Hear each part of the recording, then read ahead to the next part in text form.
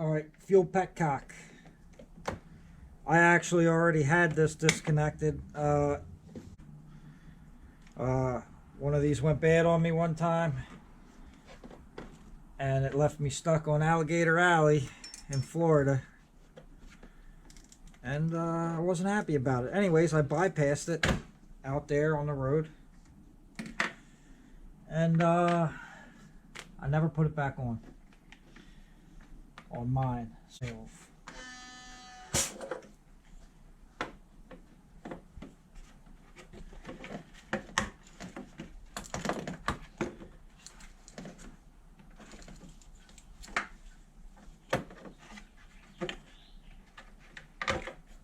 get the cap out of the way.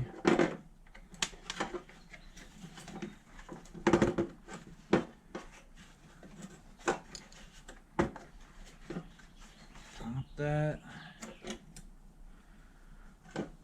Gonna disconnect the overflow hose.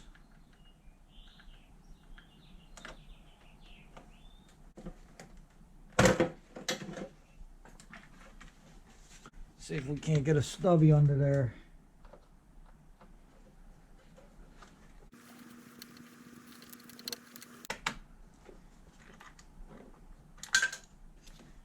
There you go.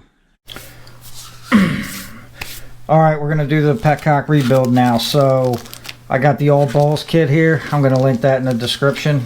Also, when I go back out to the motorcycle, I'll show you how I bypassed the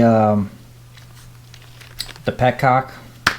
So, anyway, all balls kit. It's going to come with 4 new screws, your whole diaphragm setup, a screw for the backing, and a new spring, right? So, alright, anyway, I'll tell you what, I'll take this off first. So, you're going to remove the 4 screws. Pretty easy, right? And it's going to come out in 3 parts of the body. But the first thing I want to do is show you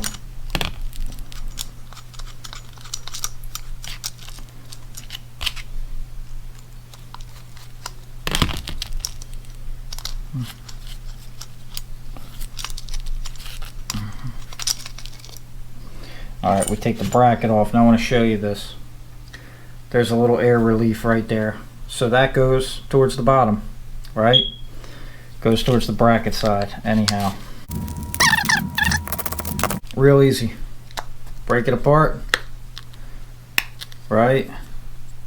See, that separates, and that separates, right?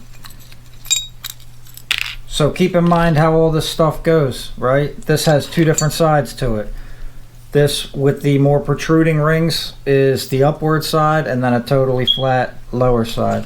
Honestly, it looks like this probably just came off of mine, and that's maybe what the problem is, but it doesn't matter. So you just fold that diaphragm up in there, pull it through, right? Take this one, pop it right out. Now the whole assembly is in the all balls kit, so I wouldn't worry too much about anything if I was you. Just roll that up, get it out of there. Now this one's overall pretty clean. Alright, all we're going to do, blast it all out. I mean, if yours is pretty dirty, you probably want to, you know, get some compressed air on it. You know, I'm just going to take a little Scotch-Brite and clean off the mating surfaces, right? Because this is actually pretty clean. I mean, this one just up and stopped working on me, so it was definitely a mechanical issue, not a bad gas issue. Because this wing's been running for a while, just fine.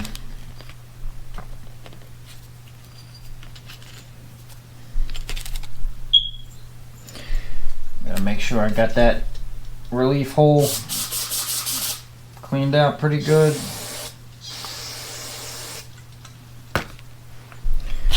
All my mating surfaces.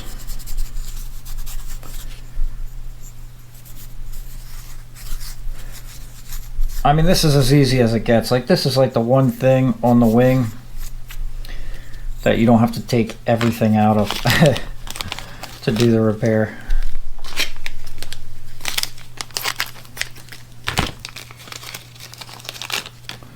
So everything's in there. It's all together. It's all nice. It's all ready to go. I'm just going to plug it in. Now, if you're just cleaning yours out, right? Actually, we'll put this on first. Now, if you're just cleaning yours out, remember, don't hit any of these rubbers with your carbon choke cleaner. You know. Also, I'm using the All Balls kit. If you're using a different kit, the side of this diaphragm that protrudes more around that lip goes in this groove, so it goes that side down, right?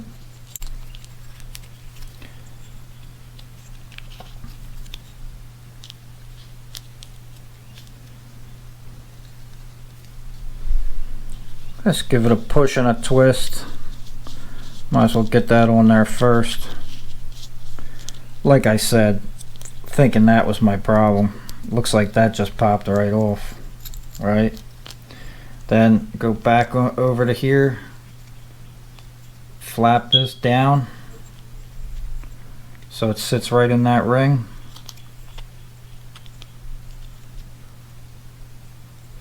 You want it sitting right in there real nice.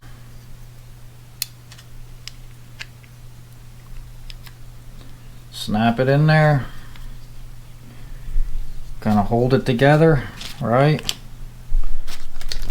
New spring.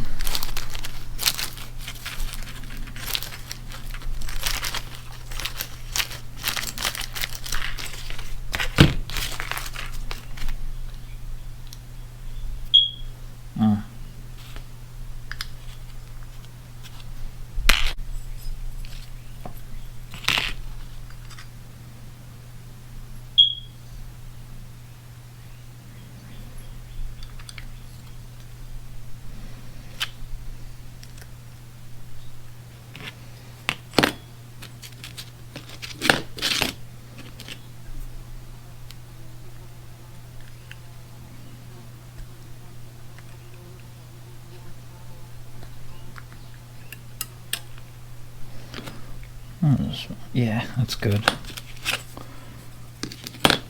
Vacuum port. Back towards the other side. Just take a look, make sure it's seated in there pretty good. Alright.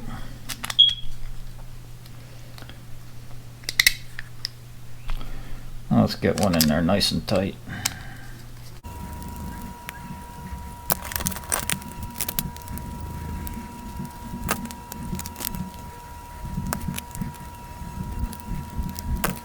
Should have a working, they do feel crappy. Should have a working Petcock now.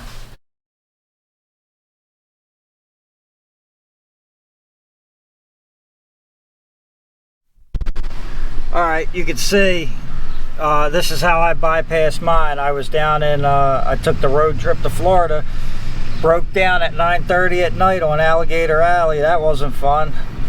It putted me to a service station. I bypassed the Petcock.